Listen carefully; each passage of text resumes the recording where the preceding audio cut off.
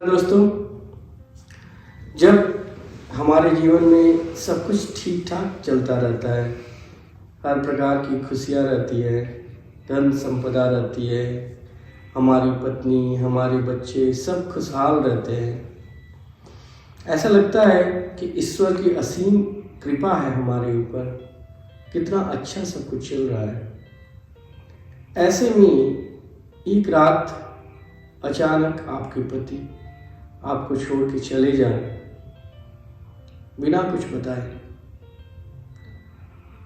आपको बाद में पता चले कि वो किसी महान लक्ष्य की प्राप्ति के लिए गए हैं, जिसे आप स्वयं भी चाहेंगे कि वो लक्ष्य वो प्राप्त करें।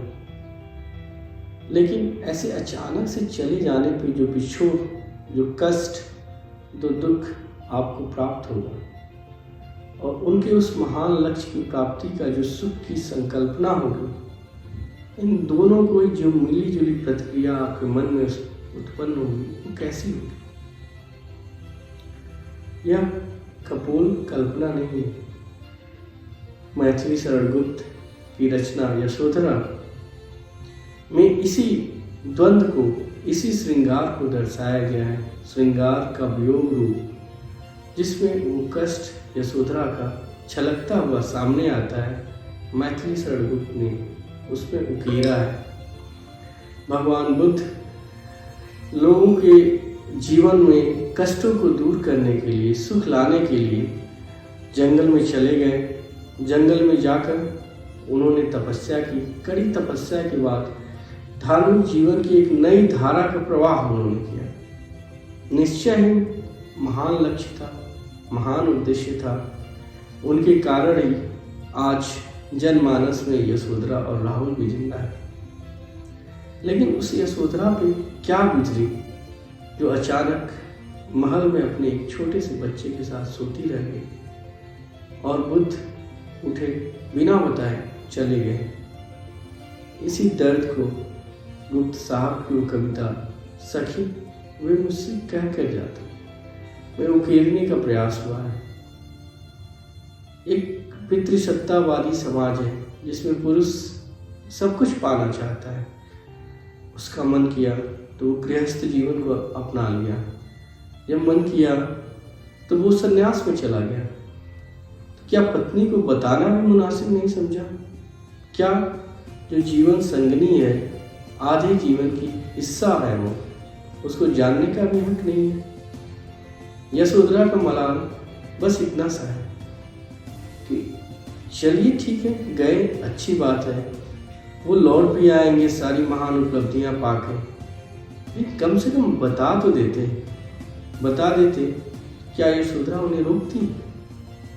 यशोधरा कहती है वो छत्राणी है। छत्राणी अपने पति को क्षण भर में सजा सवार कर युद्ध के मैदान में शहीद होने के लिए भेज देती है। क्या ये ऐसी पत्नी अपने पति को मानवता के कल्याण के महान उद्देश्य में नहीं जाने देती? क्या बुद्ध अपनी पत्नी को इतना भी न समझ पाए और जन्म जन्म का साथ छोड़ने में पल भर का भी संकोच नहीं किए? इसी को कीर्ति ये कविता आज आपके साथ साझा कर रहा हूं, ध्यान से सुनिएगा। सखी वे मुझसे कह कर जाते, कह तो क्या मुझको वे अपनी पथ बाधा ही पाते? मतलब कहते तो क्या मुझको वो अपनी पथ की बाधा ही पाते? मुझको बहुत उन्होंने माना, फिर भी क्या पूरा पहचाना? मैंने मुख्य उसी को जाना, जो वो मन में लाते।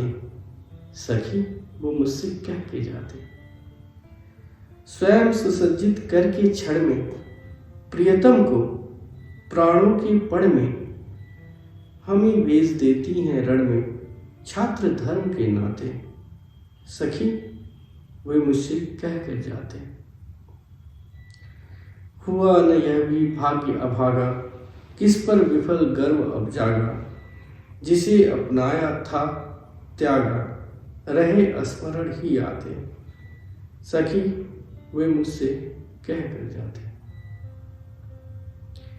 नयन उन्हें है निष्ठुर कहते, पर इनसे जो आंसू बहते, सदैव हृदय हुई कैसे सहते।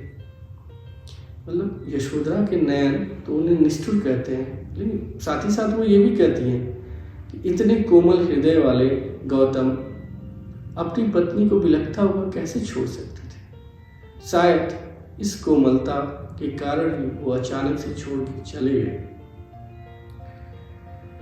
गए तरस ही खाते, सखी व मुझसे कह कर जाते, जाए सिद्धि पावे वे सुख से, जाए जो सिद्धि पाना है वो सुख से पाए, जाए सिद्धि पावे वे सुख से, दुखी न हो इस जन के दुख से, उपालंब दूं मैं किस मुख से, आज अधिक वे भाते, सखी वे मुझसे कह कर जाते, गए लौट भी वे आएंगे, कुछ अपूर्व अनुपम लाएंगे, रोते प्राण उन्हें पावेंगे, पर क्या गाते गाते, सखी वो मुझसे कह कर जाते, सखी वो मुझसे कह कर जाते। धन्यवाद दोस्तों, यशोधरा की एक छोटी सी पेशकश, इसे स्वीकार करें।